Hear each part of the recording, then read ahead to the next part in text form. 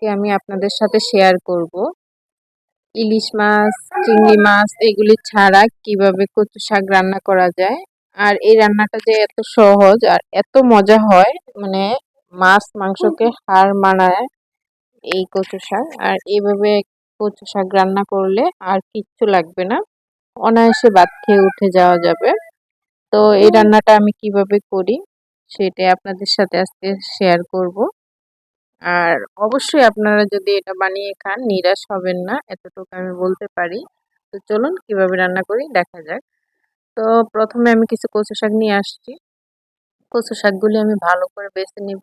তারপরে আর এই কচু শাকগুলি না একদম কচি, মানে একদম মাঝখানের থেকে আমি ডুগাগুলি নিয়ে আসছি, যেগুলিতে কোনো আঁশ নেই, নেই, একদম কচি যাতে গলে যায়। আর এখন যেহেতু বর্ষার সিজনে কচু কিন্তু অনেক হয়। আর আমার পুকুর পাড়ের মধ্যে এই কচুগুলি ছিল। তো আমি কেটে নিয়ে আসছি। দেখুন, এখন এটাকে আমি বেছে নিব। বেছে তারপর ধুয়ে নিব।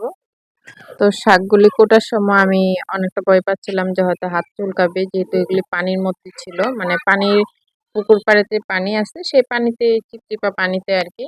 তো আরো শ্যামা ছিল, ওখানে রোদ নেই। আমার শাক কোটা হয়ে গেছে, এখন শাকগুলি আমি পুকুরে সবাই সবাই ধুয়ে নিয়ে আসবো। কিন্তু না, আমি যখন কাটলাম করলাম তখন একটু চুলকায় নেই, হাত চুলকায় নেই, খাওয়ার সময় চুলকায় নেই। আমি যে খেয়েছি, লেবুও খাইনি, এভাবেই খেয়েছি। হ্যাঁ, কোনো চুলকায় নেই। তো প্রথমে আমি কি করছি, শাকগুলো ধুয়ে নিয়ে আসছি, এনে একটু ভাপ দেওয়ার জন্য পাতিলে দিয়ে দিলাম, আগুনও ধরিয়ে দিয়েছি। তো শাকটা ভাপ হয়ে যাবে, মানে একটু ভাপ দিলে এটা কমে যাবে, তখন রান্না করতে সুবিধা হবে। তো আমার শাকটা কিন্তু ভাপ দেওয়া হয়ে গেছে। তো এখন আমি এই যে কড়াইতে রান্না করার জন্য চলে আসলাম। তো প্রথমে আমি 2টা শুকনো মরিচ দিয়ে দিয়েছি, তেলে নিব শুকনো মরিচটা।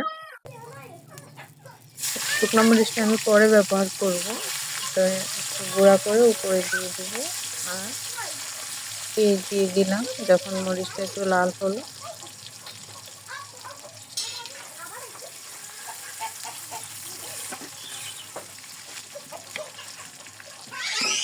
পেঁয়াজটা যখন ভাজা হয়ে গেল তখন এখানে আমি 2 টেবিল চামচের মতো রসুন বাটা দিয়ে দিলাম। আর এখানে একটু রসুন বাটাটা একটু বেশি দিতে হয়। আর 1 টেবিল চামচ আদা বাটা, 1 টেবিল চামচ জিরা বাটা। তো এগুলি দিয়ে আমি তেলের উপরে একটু কষিয়ে নেব। আর এটা একটু কষিয়ে নিলে মশলার যে একটা গন্ধ থাকে কাঁচা, ওই গন্ধটা একটু কমে যাবে। তারপরে আমি একটু পানি দিয়ে গুঁড়া মশলাগুলি ব্যবহার করব। আগে মশলাটা আমার একটু কষানো হয়ে যাক, তারপরে আমি পানিটা দিয়ে দিলাম। আর পানি দিয়ে আমি এখানে এখন গুঁড়া মশলাটা ব্যবহার করব। আর এখানে বেশি আমি পানি দিইনি, যেহেতু কচু শাক ওটা তো শুকনো শুকনো করবো, আর শাকের মধ্যে পানি বের হয়েছে। শুধু মশলাটা কষানোর জন্য যতটুকু প্রয়োজন অতটুকুই পানি দিয়েছি। তো আমি এখানে 1 চা চামচের মতো মরিচ দিয়েছি, 1 চা চামচ হলুদ দিয়েছি, আর একটু লবণ দিয়েছি। যেহেতু আমি সিদ্ধতে লবণ দিয়েছিলাম তাই বেশি দিইনি। আর আগে থেকে রেডি করে রেখেছিলাম একটা তেজপাতা বড় সাইজের টুকরো করে রেখেছি, 2 টুকরা দারচিনি আর 4টা এলাচ, সেগুলো আমি দিয়ে দিলাম মশলাতে। আর এখন আমি মশলাটা আর একটু ভালো করে কষিয়ে নেব। আর মশলাটার থেকে কিন্তু তেল উপরে উঠে আসছে, কষানো হয়ে গেছে। সেই পর্যায়ে দিয়ে দিলাম কচু যেগুলি সিদ্ধ করে রেখেছিলাম। তো এই যে দেখুন, আমার কচুটা কিন্তু একদম সিদ্ধ হয়ে গেছে, কোনো আস্তা কোনো অংশ নেই। আর এটা আরো যখন কষাবো রান্না করব তখন কিন্তু এটা একদম গলে যাবে, এতটাই ভালো কচুগুলা, মানে একদম গলে গেছে। আমি এখন এটাকে নেড়ে চেড়ে রেখে দেব। আর পানি যেটা আছে সেটা আমি শুকিয়ে নিব। এই যে দেখুন, আমার পানিটা কিন্তু উপরে উঠে আসছে কচুর। আর এই যে দেখুন, আমার কিন্তু রান্নাটা শেষ হয়ে গেছে।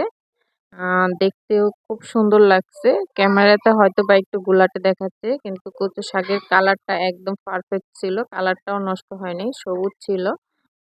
তো খেতেও কিন্তু অসম্ভব মজা হয়েছে। এতটাই ভালো লাগছে যে কি বলবো আর। মাংসকেও হার মানাবে এরকম একটা কচু শাক ভাজি হয়েছে। আপনারা চাইলেও এভাবে ট্রাই করতে পারেন। আর আমার ভিডিওটি এখন পর্যন্ত যারা দেখেছেন তাদেরকে অসংখ্য ধন্যবাদ। প্লিজ একটি লাইক করে দিবেন, লাইক অনেক কম হয়। তো লাইক করে দিবেন। আর যদি আমার চ্যানেলে নতুন এসে থাকেন তো চ্যানেলটি সাবস্ক্রাইব করে পাশে থাকবেন।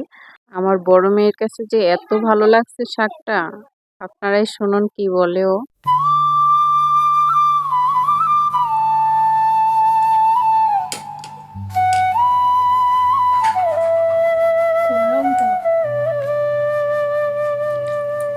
সেই মজা।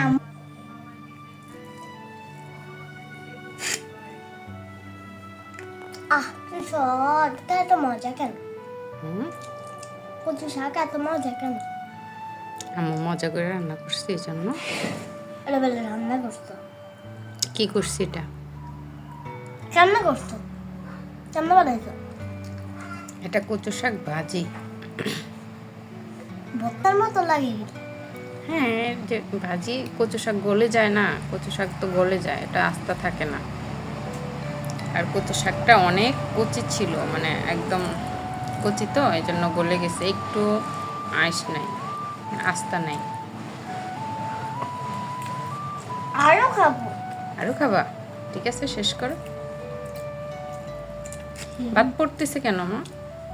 আরে কি মজা হয়েছে আজকে রান্নাটা। হ্যাঁ, আবার খাবা? লেবু খাও না কেন? গলায় ধরে না? না না না না না না না গলায় ধরবে না? না, আমার গলায় ধরে না এখন। তাই? আচ্ছা ঠিক আছে, হ্যাঁ গলায় ধরে না, অনেক মজা হয়েছে, ঠিক আছে খাও। আবার মরিচ দিছো রে? মরিচের দানা? না, তোমাকে মজা দেয় না, তোমাকে এটা কি তে? এটার ঝাল বেশি। গরম, কলি গরম লাগে।